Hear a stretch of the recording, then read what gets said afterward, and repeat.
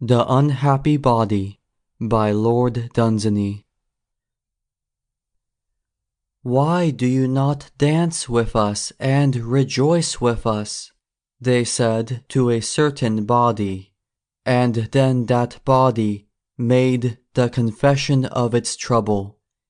It said, I am united with a fierce and violent soul that is altogether tyrannous and will not let me rest, and he drags me away from the dances of my kin to make me toil at his detestable work, and he will not let me do the little things that would give pleasure to the folk I love, but only cares to please posterity when he has done with me and left me to the worms. And all the while he makes absurd demands of affection from those that are near to me, and is too proud even to notice any less than he demands, so that those that should be kind to me all hate me. And the unhappy body burst into tears. And they said, No sensible body cares for its soul. A soul is a little thing, and should not rule a body. You should drink and smoke more, till he ceases to trouble you. But the body only wept, and said, Mine is a fearful soul. I have driven him away for a little while with drink, but he will soon come back. Oh, he will soon come back. And the body went to bed hoping to rest, for it was drowsy with drink. But just as sleep was near it, it looked up, and there was its soul sitting on the window-sill, a misty blaze of light, and looking into the street. Come, said that tyrannous soul, and look into the street.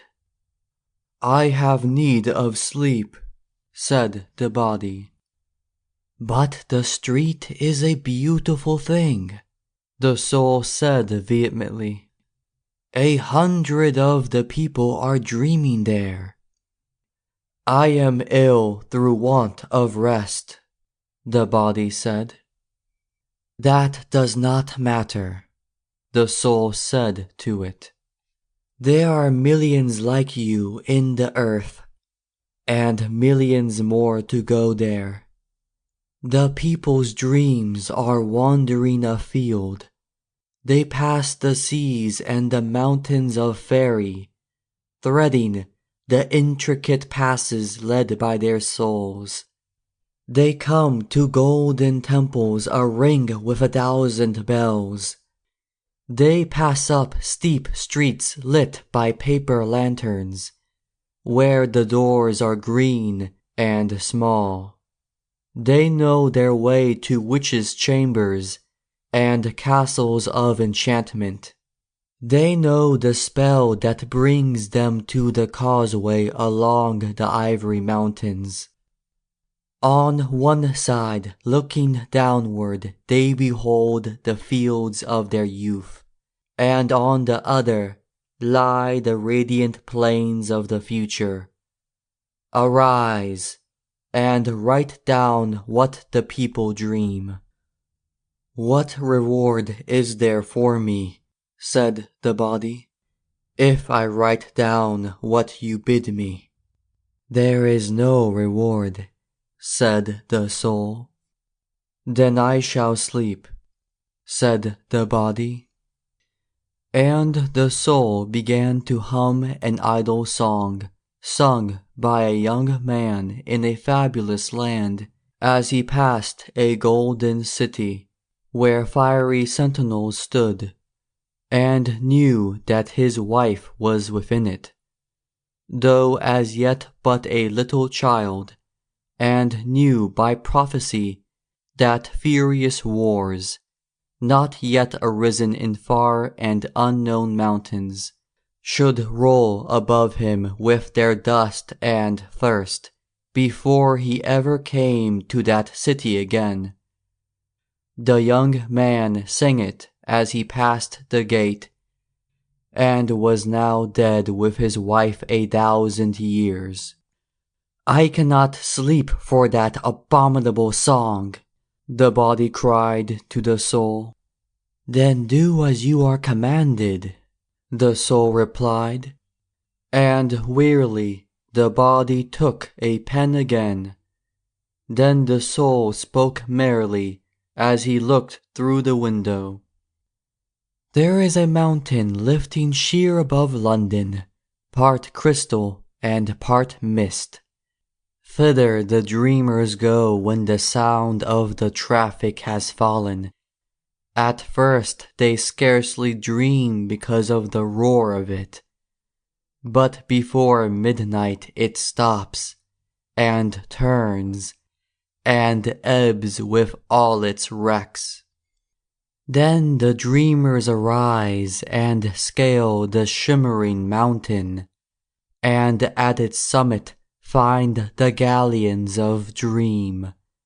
Thence some sail east, some west, some into the past, and some into the future. For the galleons sail over the years as well as over the spaces, but mostly they head for the past and the olden harbors. For thither the sighs of men are mostly turned, and the dream ships go before them, as the merchantmen before the continual trade winds go down the African coast. I see the galleons even now raise anchor after anchor.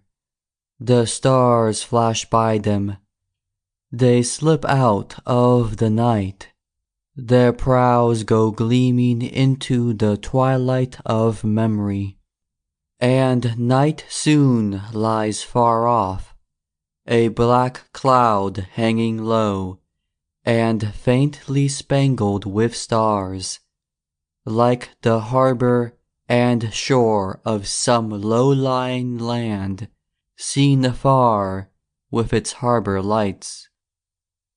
Dream after dream that soul related as he sat there by the window. He told of tropical forests seen by unhappy men who could not escape from London, and never would. Forests made suddenly wondrous by the song of some passing bird, flying to unknown eyries, and singing an unknown song. He saw the old men lightly dancing to the tune of elfin pipes, beautiful dances with fantastic maidens.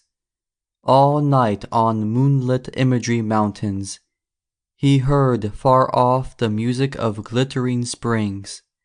He saw the fairness of blossoms of apple, and may 30 years fallen, he heard old voices.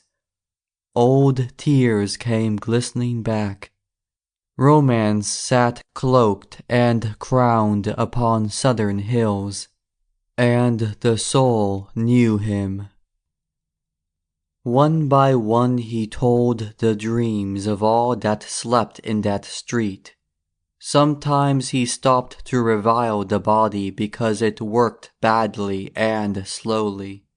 Its chill fingers wrote as fast as they could, but the soul cared not for that. And so the night wore on, till the soul heard tinkling in oriental skies far footfalls of the morning. See now, said the soul, the dawn that the dreamers dread. The sails of light are paling on those unwreckable galleons. The mariners that steer them slip back into fable and myth. That other sea the traffic is turning now at its ebb, and is about to hide its pallid wrecks, and to come swinging back with its tumult at the flow. Already the sunlight flashes in the gulfs behind the east of the world. The gods have seen it from their palace of twilight that they built above the sunrise. They warm their hands at its glow as it streams through their gleaming arches. Before it reaches the world, all the gods are there that have ever been, and all the gods that shall be. They sit there in the morning, chanting and praising man. I am numb and very cold for want of sleep, said the body.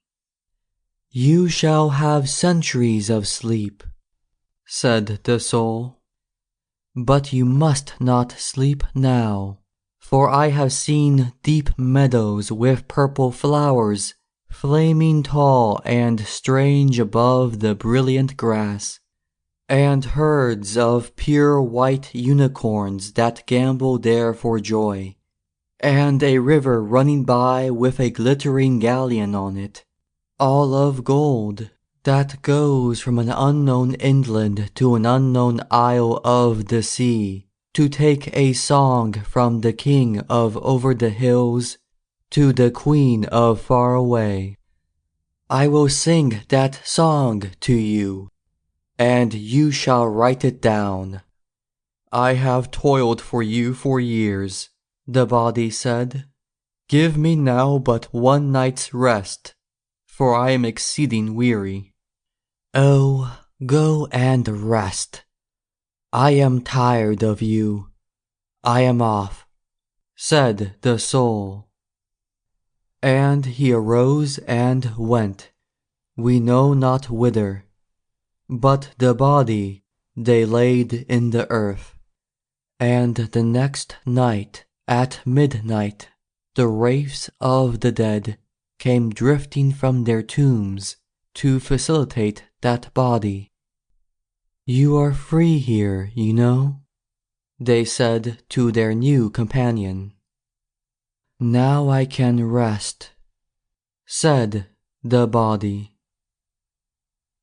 End of The Unhappy Body.